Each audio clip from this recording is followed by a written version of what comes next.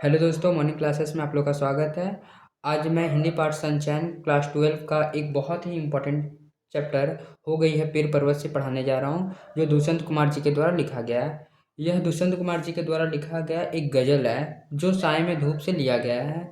अगर आप बोर्ड का एग्ज़ाम देने जा रहे हैं बच्चा, तो ये आपका बहुत इंपॉर्टेंट है। ये लाइन, इनकी प्रमुख रचनाएं निम्नलिखित है, यहाँ से यहाँ तक आप पढ़ लीजिएगा, बहुत इंपॉर्टेंट है। पॉइंट ऑफ व्यू से बहुत इंपॉर्टेंट है, इसलिए मैं यहाँ से यहाँ तक पढ़ दे रहा हूँ। ये बहुत इंपॉर्टेंट यहाँ से आता है, सेंटअप हो चाहे बोर्ड का एग्जाम हो, यहाँ से यहाँ तक आता है।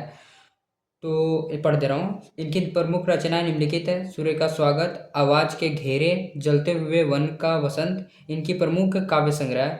साये में धूप इनका गजल संग्रह है। गजल क्या होता है मैं थोड़ा देर में बता रहा हूँ। गजल क्या होता है? गजल संग्रह। एक कंठ विष प्यारी उनका काव्य नाटक है। इसके अतिरिक्त उन्होंने कई उपन्यासों की भी रचना किया था। यहाँ बहुत इंपॉर्टेंट है बच्चा, ये पढ़ लीजिएगा।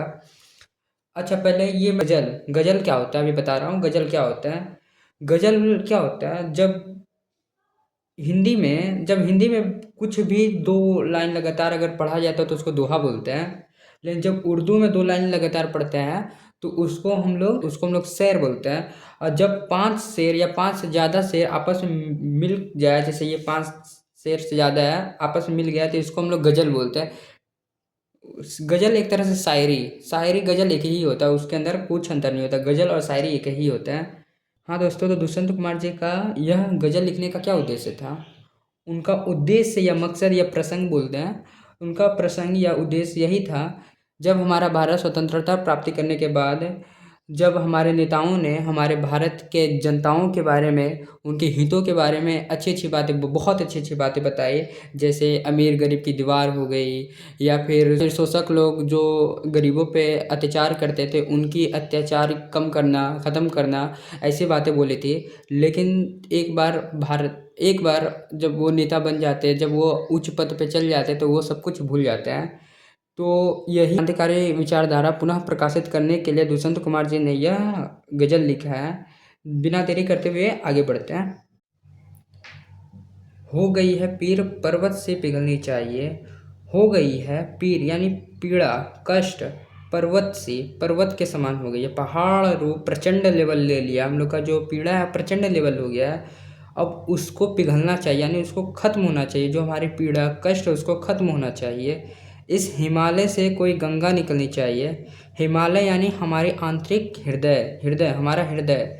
इस हिमालय से यानी इस अंदर हृदय से, आंतरिक हृदय से कोई गंगा निकलनी चाहिए। गंगा यानी, गंगा मतलब क्रांतिकारी विचार, कोई क्रांतिकारी विचार निकलना चाहिए।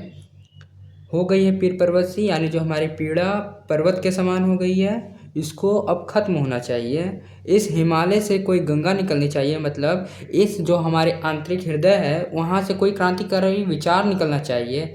आज यह दीवार पर्दों की तरह हिलने लगी है, शर्त लेकिन थी कि यह बुनियाद हिलनी चाहिए।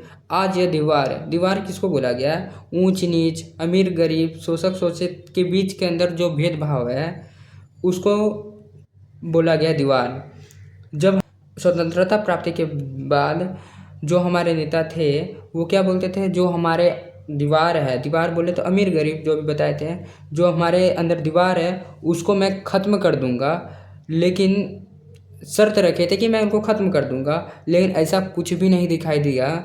वो बोले थे कि मैं ख़त्म कर दूंगा, लेकिन वो सिर्फ हिला, यानी थोड़ा मोड़ा तो चेंज हुआ, लेकिन पूरा जो बोले थे मैं ख़त्म कर दूंगा, इसका नींव, बुनियाद यानी बोले तो नींव, बुनियाद का मतलब होता है नींव। देखो यहाँ लिख दे रहे हैं नींव,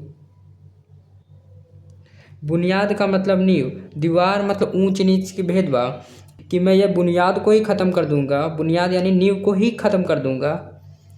हर सड़क पर, हर गली में, हर नगर में, हर गांव में हाथ लहराते हुए हर लाश चलनी चाहिए।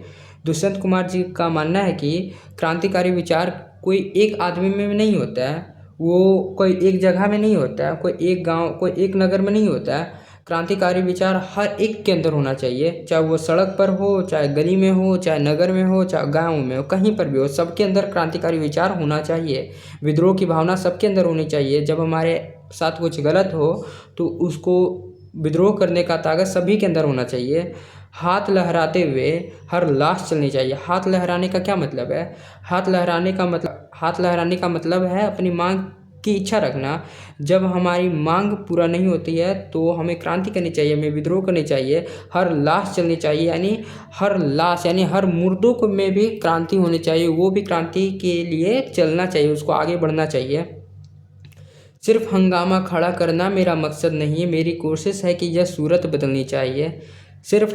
सिर्फ हंगामा खड़ा करना मेरा मकसद नहीं, सिर्फ हो हल्ला करना दुष्यंत जी का मकसद नहीं है, उनकी कोशिश नहीं है। मकसद यानी कोशिश नहीं है, उद्देश्य, मकसद यानी उद्देश्य। मेरी उद्देश्य क्या है, मेरा उद्देश्य क्या है? यह सूरत बदलना। सूरत क्या? उनकी परिस्थिति, उनका जो क्रांतिकारी विचार को उत्पन्न करना, वह बदलना है, वो उत्पन्न करना है।